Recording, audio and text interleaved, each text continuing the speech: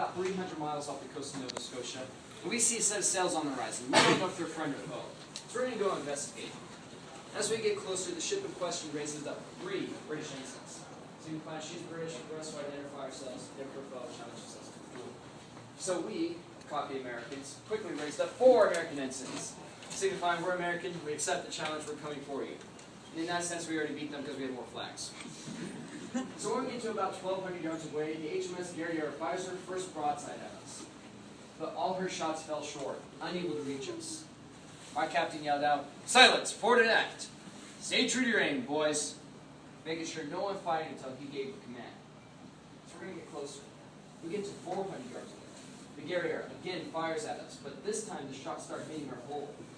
A sailor up in the rigging looked over the side and noticed that the cannonballs were either bouncing off harmlessly into the sea or embedding themselves into the hull, unable to penetrate that live oak. Upon seeing that, he cried out in excitement, "Huzzah! Her sides are made of iron." And the crew said, "Aye, Ironsides," where we have our nickname today. We're within range of all of our guns, so do you think we're going to fire?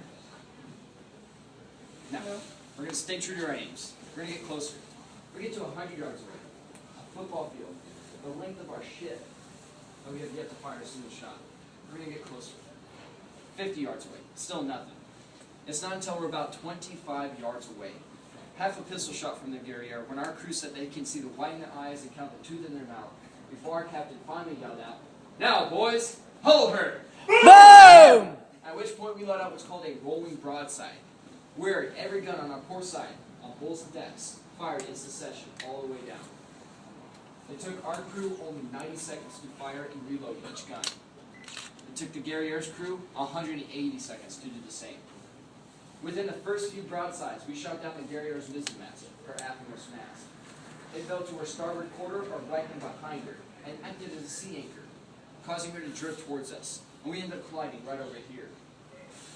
Upon that collision, First Lieutenant William S. Bush of the Marine Corps climbed up on the taffrail, wanting to be the first Marine to board the enemy vessel, asking, "Shall I board her, sir?" But unfortunately, those were his last words. He was shot in the jaw and instantly killed. He was the first Marine Corps officer to be killed in combat at sea. Since the Marines are part of the Navy, we like to pay homage to his sacrifice on our ship. A few minutes after that, we pull apart from the Guerriere, causing her foremast to topple over, which then causes her mainmast to topple to the side. So now she's mastless, dead in the water, unable to maneuver. We go out to make some quick repairs to our rigging, and when we come back, she fires a leeward shot or a shot away from us, signifying her surrender. This was the first time a British frigate surrendered to an American frigate.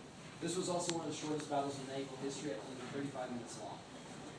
The British Admiralty said it was a fluke, said that the Guerrieres and such disrepair is bound to happen. Fast forward 4 months, we go up against the HMS Java off the coast of Bahia, Brazil. In 2.5 hours of combat, even with our helm, our steering wheel being shot off, using 25 men down in the tiller room to manually steer the 13,000-pound rudder port and starboard, we were still able to come out victorious. This time the British Admiralty said, "No longer shall the British frigate go one-on-one against the American frigate. They'll either have to outnumber us or outgun us, meaning 2 ships to our 1, or a ship of the line against us." Well, they got their wish. In February of 1815, we went up against the HMS Cyan and the HMS Levant, 2 ships to our 1. In a 4-hour engagement, 2 hours of actual combat, we captured both of their ships. It was right here on this deck that their captains were arguing whose fault it was that they lost. And my favorite quote in Constitution history is that of Charles Stewart, our captain at the time. He came down here, hearing them bicker back and forth, and he said, "If you like, gentlemen, I'll put you on your boats and we may try again." They quickly declined. We have seen 33 engagements, and we have won 33. We're 33-0. We're Boston's only undefeated team. But on a more serious note, we're really America's only undefeated team. Because without the support of you, your families, your ancestors, our allies, we wouldn't be here anymore. In the 1830s, we were rumored to be scrapped, taken apart. And a Boston native, Oliver Wendell Holmes Sr., heard about this and wrote a poem saying, instead of scrapping us, being the prestigious ship that we were, we should be sent to sea and have a proper burial at sea. I tear her tattered ensign down, longs waved on high, and many and I have danced to see that banner in the sky. Beneath the rung the battle shout and burst the cannon's roar. The meteor of the ocean air shall sweep the clouds no more. Her decks once red with heroes' blood and melt the vanquished foe. Where winds were hurrying over the flood and the waves were marching below. No more shall feel the victor's tread or know the conquered need. The heartbeats of the shore shall pluck the eagle of the sea. Oh, better that her shadowed hope should sink beneath the waves. Her thunder shook the mighty deep, and there should be her grave.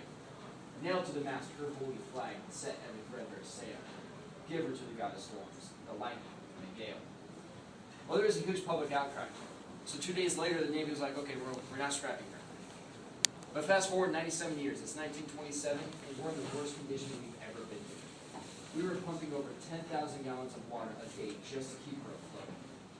We would ultimately have to replace 85% of the ship due to rot and neglect, at a total cost of $916,000. The government paid $116,000 of that. The rest of the money came from your families and your ancestors, who sent in the pennies, the nickels, the dimes, the quarters, the dollars, everything they could to save the ship, even after the stock market crash in 1929.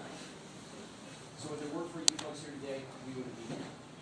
So on behalf of myself, the crew of the Constitution, our 72nd Command, Commanding Matthew J. Bonner, but more importantly, the 309 lives who have been lost defending their country on this ship, I want to thank you for letting us keep her alive.